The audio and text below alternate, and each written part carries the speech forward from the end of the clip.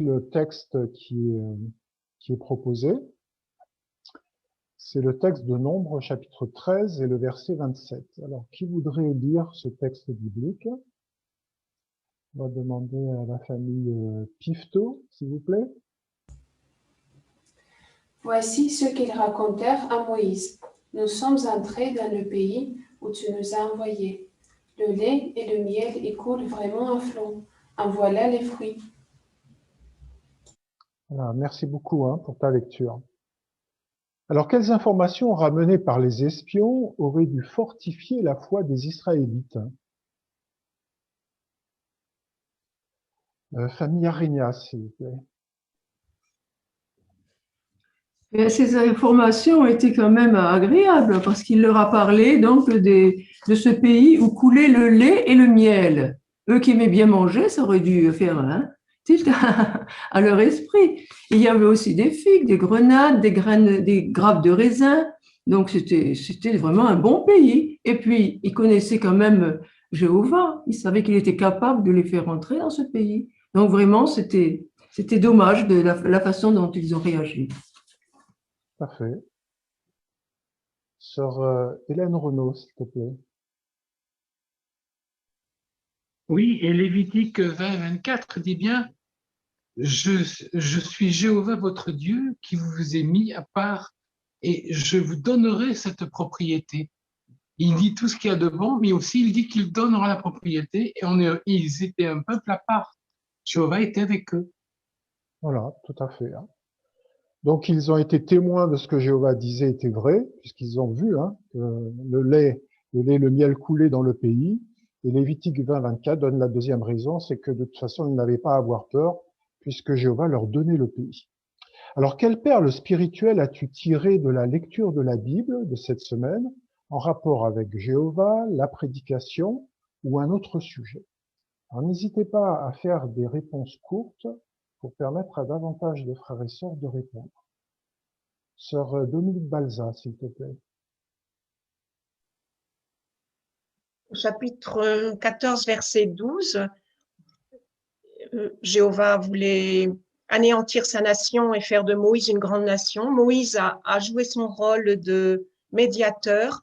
Il n'a pas vu ses propres intérêts. Il avait avant tout à l'esprit et comme priorité la sanctification du nom de Jéhovah. C'est un bon exemple pour nous. Merci beaucoup, Dominique. Frère Alexis Dufresne, s'il te plaît. Au chapitre 13, Jéhovah confie une mission aux 12 espions pour ensuite prendre possession du territoire. Mais au lieu de se concentrer sur Jéhovah, la plupart s'est concentré sur les difficultés de cette tâche. Et aujourd'hui, Jéhovah nous confie une mission, à savoir prêcher et faire des disciples.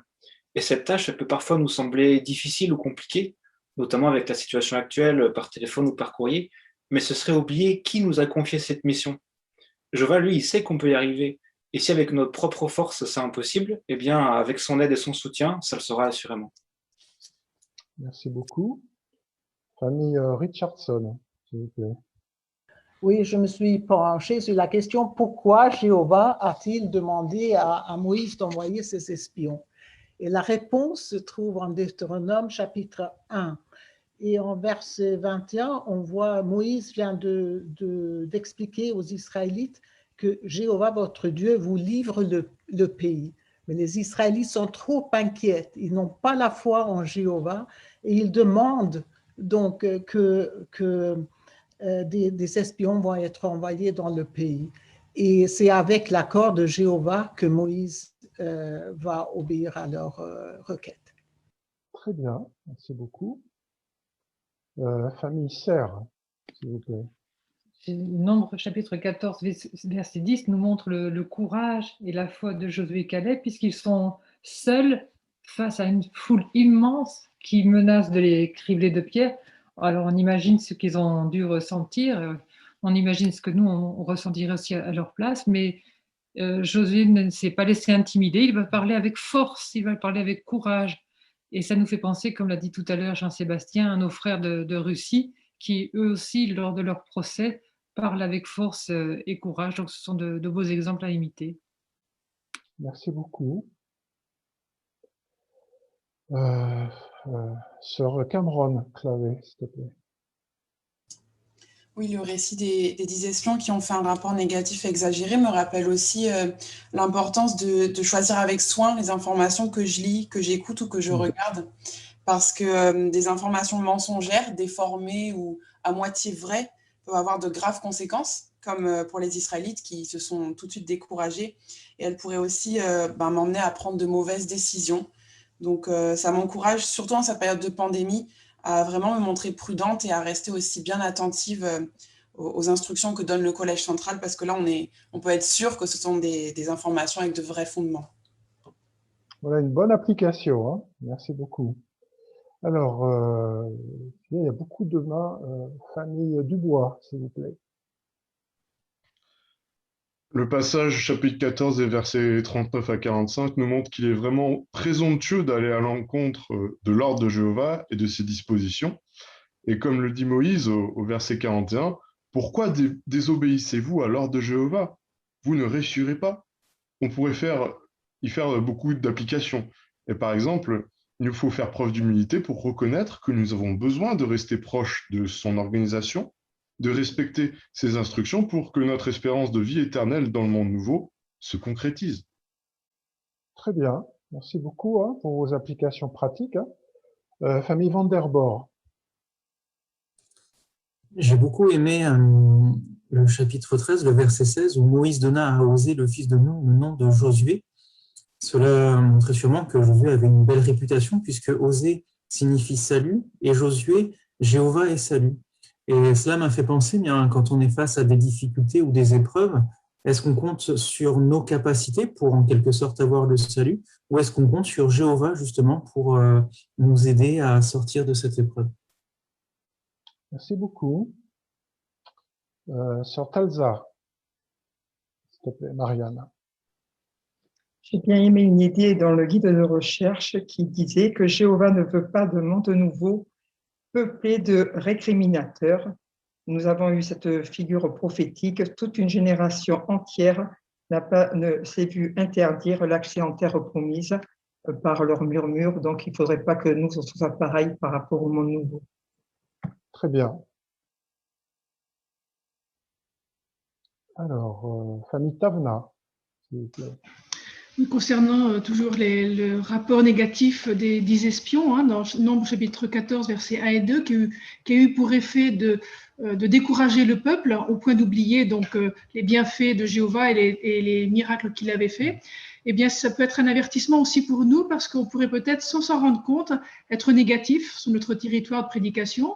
Si on constate un manque d'intérêt de la part des gens, cela pourrait décourager nos compagnons. Alors, il vaut mieux être positif et encourageant comme Josué et Caleb, sachant que des personnes sincères peuvent encore s'approcher de Jéhovah tant qu'il n'a pas encore décidé le moment où cette activité salvatrice cessera. Voilà encore une bonne application, très bien. Sur Jouando, s'il te plaît. Oui, Josué et Caleb ont eu l'approbation de Jéhovah par leur grande foi et par leur courage face aux opposants qui n'avaient pas foi en Jéhovah, bien qu'ils étaient, comme on peut le dire, montés à bloc. Mais eux, ils sont restés fermes parce qu'ils ont cru en Jéhovah. L'esclave fidèle a visé l'ensemble des chrétiens, aujourd'hui, ont vaincu le diable grâce au témoignage qu'ils ont rendu et ils n'ont même pas craint, ils n'ont pas aimé leurs âmes, même face à la mort. Très bien. Merci beaucoup. Allez, encore un commentaire. Alors, Nina, sœur Nina Richardson, s'il te plaît. Je me suis intéressée aussi au fait que Jéhovah avait autorisé Moïse à envoyer des espions pour surveiller la terre promise. Et j'ai pensé que ça montre vraiment que Jéhovah nous comprend et comprenait les craintes et les inquiétudes des Israélites d'entrer dans ce pays qu'ils ne connaissaient pas. Il leur a donné l'autorisation de faire quelque chose qu'ils n'avaient pas envisagé. Donc ça montre vraiment l'empathie et la compréhension que Jéhovah a pour nous. Très bien. Merci beaucoup pour vos nombreux commentaires qui étaient vraiment très profonds. Et on voit combien vous prenez plaisir à faire des recherches. Et nous vous félicitons pour votre participation.